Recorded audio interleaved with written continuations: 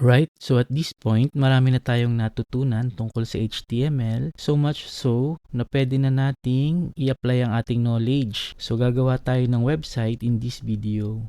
Now, again, since there's no CSS yet, medyo the website won't look very good, no? However, it would serve as a vehicle para sa sample demonstration ng application ng HTML. Alright, so let's start. Again, let's add a header here. The header usually contains yung title nung website. So, for example, our small restaurant, right? And I'm just gonna bring this back to 100%.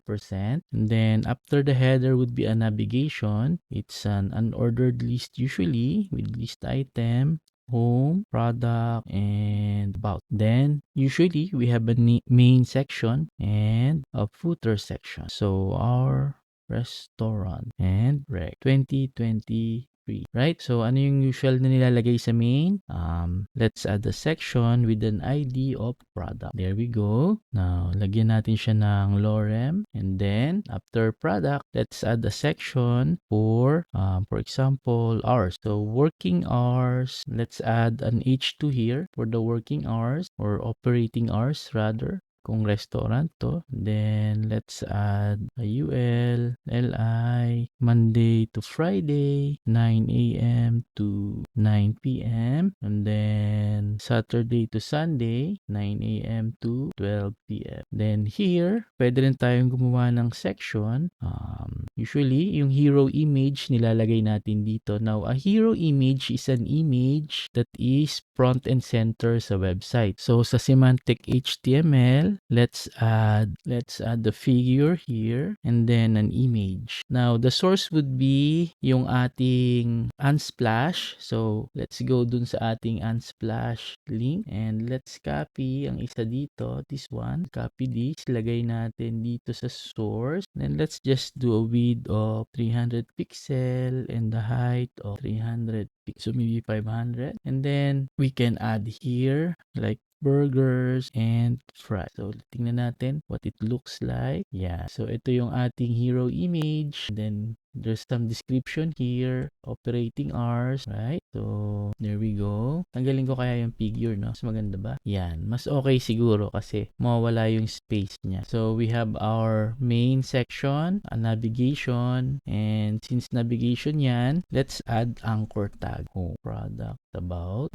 So, yung home, lagyan natin yung ID ng top. So, let's add top here. Then, products, let's add the products here. And then, about. So, let's add an about section. So, and let's add a few paragraph. We are world-renowned burger restaurant, then lorem, and we serve the most delicious food, lorem. Okay, then add an HR here, right? So mukha na bang website? We can also add an HR here. It does look like a website na sinauna, like something you will find on 1990, 97.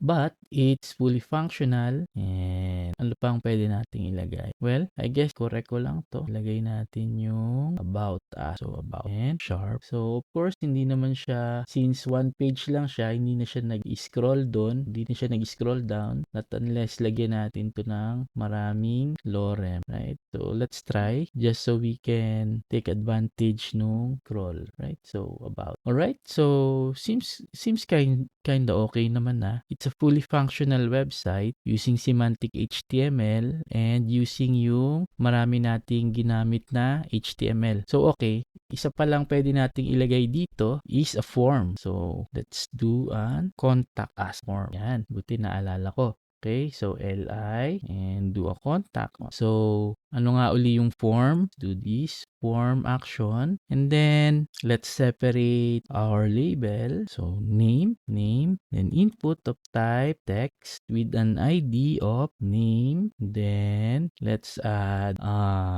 type of inquiry. So, type. And instead of an input, let's do a select. Name would be the type.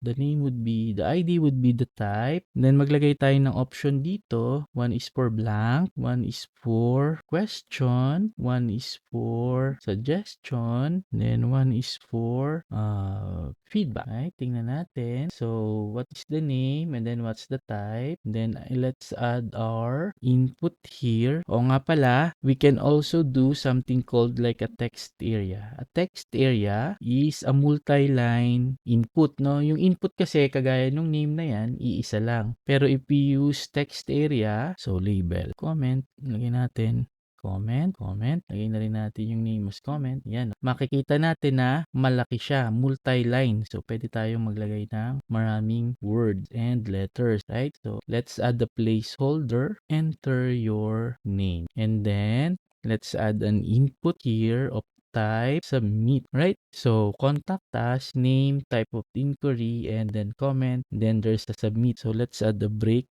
here. So okay, medyo makikita natin yung form natin. Nakagawa naman tayo ng form. Yun nga lang, hindi sila pantay-pantay. So how do we do that in HTML? So before, without using CSS, we can use a table, no? Nung sinaunang style, and I want to show you how they do it on the old days. So let's do a body and then a row. So 1, 2, and 3. So dalawang TD. So the first TD would be the label, then second would be the input, right? So, gawa natin isa pang TR for username. And then, this is for select. So, mapapansin nyo, no, yung label nakahiwalay ng TD, no, dun sa select element, pero gumagana pa rin yan. So, this is for the type. And then, let's do comment. So, label for comment. Lagay natin dito. Then, let's do a text area. Place it there. Right? So, medyo nag-display na siya ng maganda, no? And then the submit. Okay? So, we don't really do this anymore na nasa table yung mga form elements, but I just wanted to show you how you can align form elements without using any CSS. Okay? So, I guess this is a good way to end our HTML discussion, and I hope I was able to show how we can use HTML to provide structure to our document. No? And so anyway, this is the end for our HTML section, and I hope to see you on our CSS tutorial.